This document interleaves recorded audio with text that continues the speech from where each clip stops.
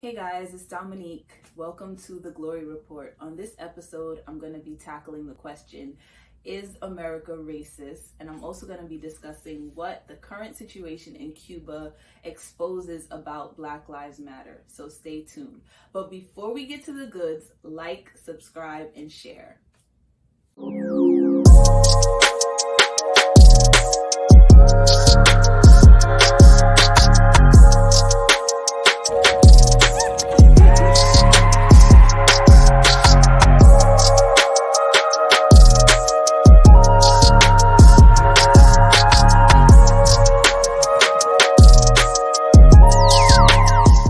So, is America racist? So, in my last video, I mentioned that I believe systemic racism does exist. And so if you would have asked me this question maybe like 2-3 years ago, my answer would have been unapologetically, yes, America is racist. And what is wrong with you even asking that question? But through prayer and research, lots of research, hearing different opinions, being on one side of the aisle, now being on the other politically, my answer to that is a bit more complex. So my answer to whether or not America is racist, my answer is yes and no. I believe that first and foremost, America has a huge issue with corruption. So I believe that America is corrupt, and that is the deeper issue. So I wrote a blog post about it on my blog, The New Black Power Movement, and I want to share a snippet from that blog, and I want to encourage you to read the full article on my website. The link is below. However, systemic racism still exists and is part of a greater agenda. There are powerful decision makers in our nation, some of whom we've elected on both sides of the political aisle, who are united in their efforts to make America a socialist communist nation. The real war is one of class, not race, and it is a war in which Black Americans are merely pawns. Saying that America is racist rather than pointing out that it is corrupt diverts attention from the deeper issue. So upon putting this video together, writing the article or blog post, I came to this conclusion, right? That I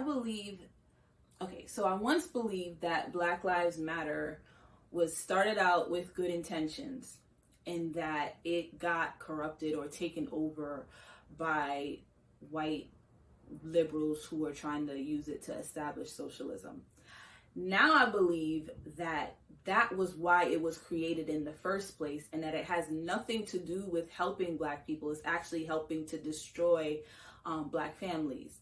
The two issues that I have with this, and I think everyone should have with this, is that you have white liberals who have an agenda that they are using Black pain to push, and they are speaking on our behalf.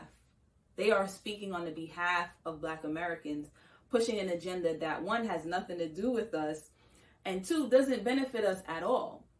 The second issue that I have with all of this is that it is pushing, or it is using the Black community's pain to push an agenda that would ultimately lead to our economic enslavement.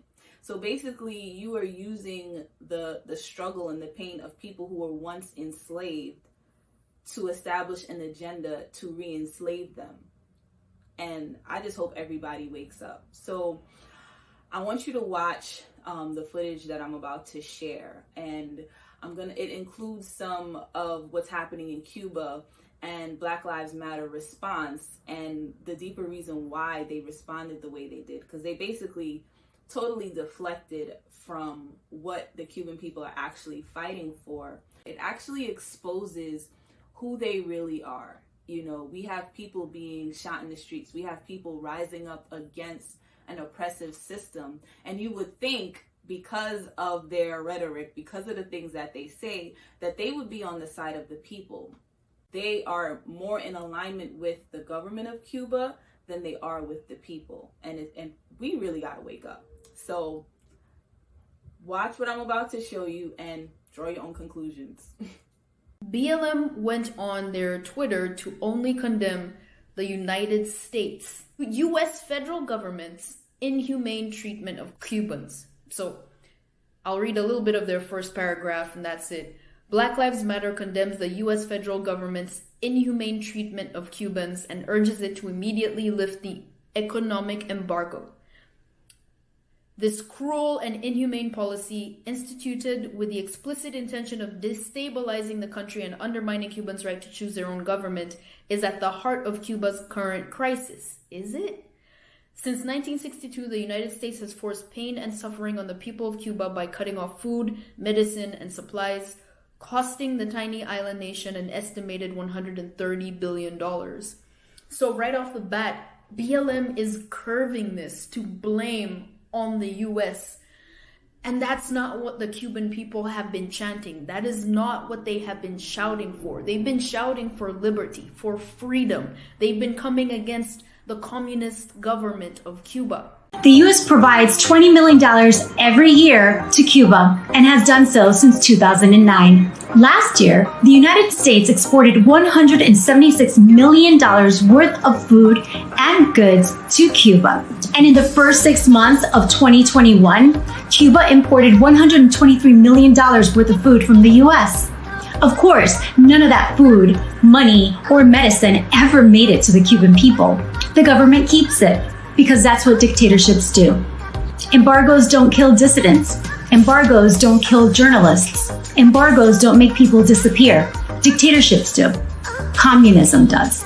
But somehow I think you already knew that. After all, you are a Marxist organization, and you've said so yourself.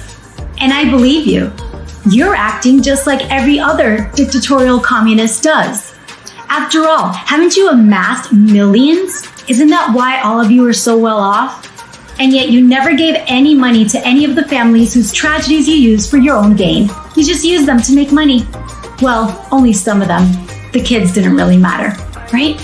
But people kept listening to your bullshit because you wrapped it up in race.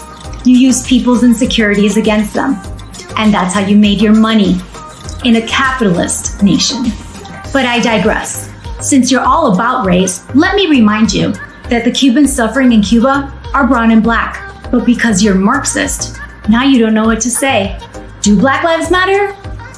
Or is Marxism more important? You've made it pretty clear where you stand. When I saw in an interview that Patrisse Cullors, I think that's how you say her name, one of the co-founders of Black Lives Matter, said that she was a trained Marxist and a trained organizer. We actually do have an ideological frame. Myself and Alicia in particular are trained organizers. We are trained Marxists. That really didn't mean anything to me until I stumbled upon this book by a guy named Manning Johnson called Color, Communism, and Common Sense. Manning Johnson was a black communist in the 50s, and he wrote a book basically detailing a strategy that began to be implemented in the 30s, I believe it was, where Stalin had the idea of using racial tension and creating racial tension and conflict to bring down capitalism in America, to try to overthrow the government. And they were using black people as the spearhead for that movement, basically using us as expendables. And in Manning Johnson's book, he details all these things. So in chapter 1, he says, after 2 years of practical training in organizing street demonstrations, inciting mob violence, how to fight the police, how to politically throw a brick and hide, I was ready, in the opinion of my leaders, for a top communist school. So when Patrisse Cullors says that she was trained, a trained organizer, a trained Marxist, so was Manning Johnson. And he details the exact strategies of what he was trained in, how that is implemented in his time in the 50s. But if you read that book, you'll see the exact same strategies that was being implemented then are being implemented today. One of the strategies he says is creating doubt, a lack of confidence, suspicion, setting up situations that bring about racial bitterness, violence and conflict, putting forth demands so unrealistic that race relations are worsened, and then attacking anybody in disagreement as reactionaries, fascists, calling white people Ku Kluxers and calling black people Uncle Toms. That constituted the pattern of communist operations. That's what he was trained in doing. You see that exact same thing happening today. Now, that was in the 50s. Manning Johnson released his book in 1958, and then he died in 1959. Some people believe that he was assassinated for releasing this information. Behind each of these movements in the 30s and the 50s were white communists using blacks. You can see the exact same thing with Black Lives Matter, and I'm about to show you. So in the 60s, after Manning Johnson passed away, there was two domestic terrorist groups that rose. They were white groups. One was female and one was all gender. So the first group was the Weather Underground, a domestic terrorist group in the 60s. The other group was M19. One of the leaders of the Weather Underground is a man named Eric Mann. Patrisse Cullors says in an interview that Eric Mann was her mentor. She says that he created the organization called the Labor Community Strategy Center, which sounds very much like the type of organizations Manning Johnson lists in his book. She says it was her first political home. And basically that Eric Mann was her mentor. So when she was trained in being an organizer and a Marxist, she was trained by Eric Mann, one of the leaders of the domestic terrorist group, the Weathermen, a communist organization. All right. That's one connection to Black Lives Matter being backed or their elders being white communists. Black Lives Matter held an event in Harlem where they invited the dictator of Venezuela, the communist nation, Venezuela. They invited him to be honored in America in 2015. So I want to just first off say thank you to the government of Venezuela and President Maduro. I really appreciate your participation in this event and your leadership. The same year, a 14-year-old was killed during a protest in his country by the police. So during that time, the people were protesting this guy and they were being killed in the streets. But this is a time when the leaders of Black Lives Matter, an organization against police brutality, invites this man to the country to be honored. They call him a comrade. They consider him a brother and a friend. Then later that year, one of the other co-founders of Black Lives Matter, her name is Opal Tometi. She visits Venezuela, and while there, she tweets out, this is a place of intelligent political discourse. A place of intelligent political discourse. That's a place where they killed their protesters, where the president literally gave them the authority to kill protesters, to use violence against protesters. So that part, the only thing those two people have in common, the only thing that Maduro, and his name is Nicolas Maduro, the dictator, the only thing that him and Black Lives Matter have in common is the fist of communism. That's why Black Lives Matter's logo is a black fist. The logo for communism is a red fist. It's the exact same thing. I was a founder of Black Lives Matter in St. Paul. I believe the organization stood for exactly what the name implies. Black lives do matter. However, after a year on the inside, I learned they had little concern for rebuilding black families, and they cared even less about improving the quality of education for students in Minneapolis. That was made clear when they publicly denounced charter schools alongside the teachers union. I was an insider in Black Lives Matter, and I learned the ugly truth. The moratorium on charter schools does not support rebuilding the black family, but it does create barriers to a better education for black children. I resigned from Black Lives Matter after a year and a half, but I didn't quit working to improve black lives and access to a great education. Today, I serve as the president and executive director of Minnesota Parent Union. We're dedicated to helping parents move their children from failing schools to successful schools.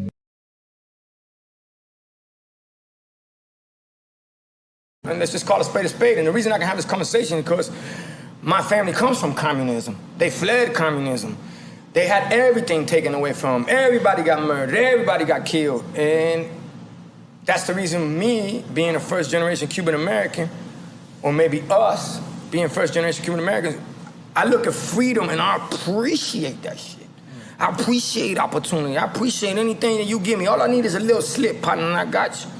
And that comes from the fact that when Castro took over everything, and I'm looking at what's going on right now, the only person here that's hot, 38 hot. It's Castro. He's going, y'all did it with a virus? Shit. Y'all took over the world with a virus? Y'all gotta be kidding me. He had missiles pointed to the United States of America during the Russian missile crisis, during the Bay of Pigs and what they went on through. So this shit gets deep. The only thing is do you want to realize how deep it is? Socialism gives absolute power to the state. No one is allowed to own private property or trade. Yet everywhere under socialism, people still do. Marianne is able to find a listing for diapers.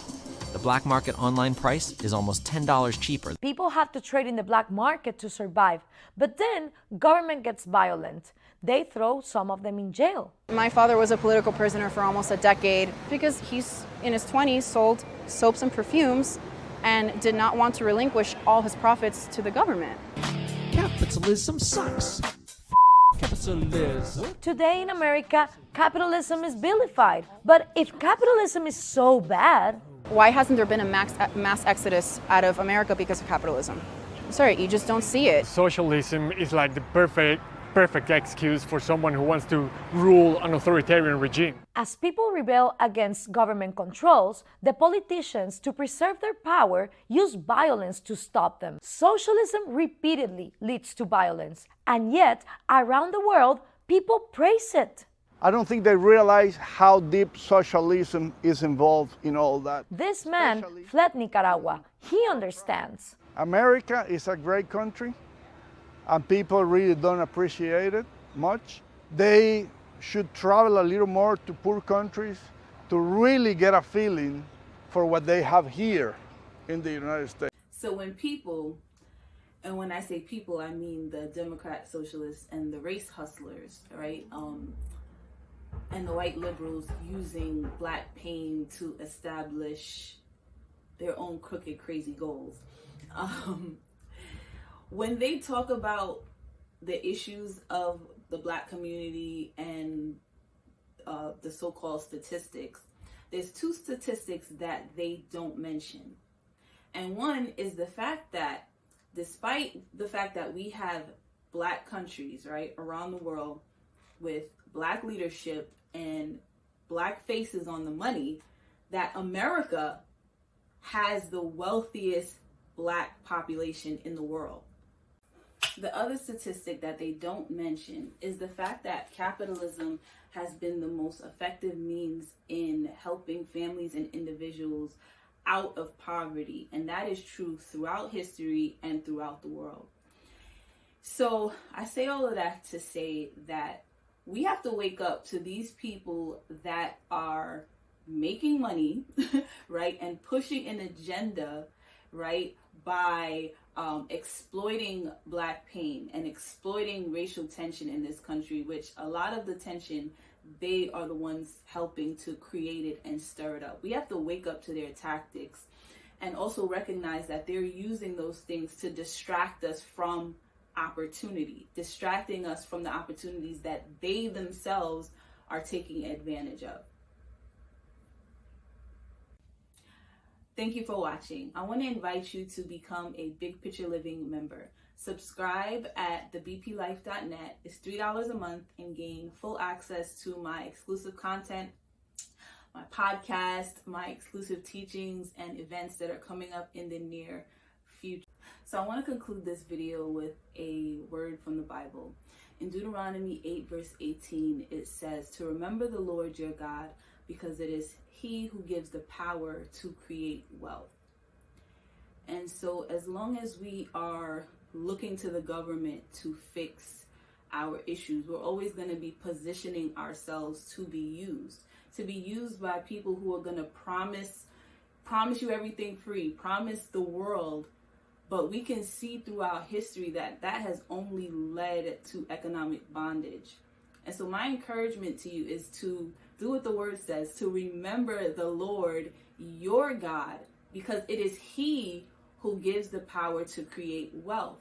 What you have, what you need inside of you. And it's for us to start looking to God to show us what to do with the gifts and the skills that He's given us to create economic independence for us and our families.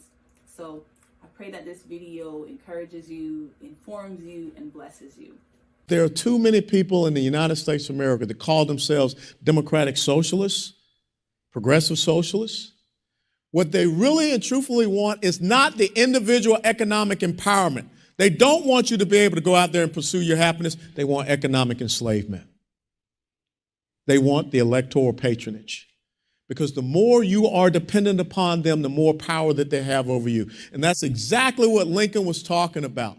When you are able to determine your own future, your own path, when you are able to determine what you want to do with yourself and the product of your own labor, when you are able to go out there and create and build a new business, why should you support anyone that will come down and tell you that you did not build that? That was the most disrespectful thing that anyone could say in the United States of America. Because in 240 some odd years, what has built America is that indomitable entrepreneurial spirit, that rugged sense of individualism. And that is what you must go back and recapture for your future generation.